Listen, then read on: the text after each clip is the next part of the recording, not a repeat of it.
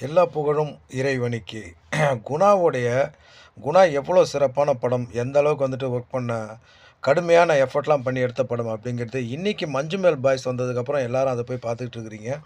குணா படத்த தேடி தேடி பார்க்குறீங்க. அந்த பாட்ட வந்து படத்தில வர்ற கண்மணி அன்போடு காதல் பாட்ட வந்து பார்த்தீங்கன்னா, தேடி தேடி பார்த்துட்டு இருக்கிறீங்க.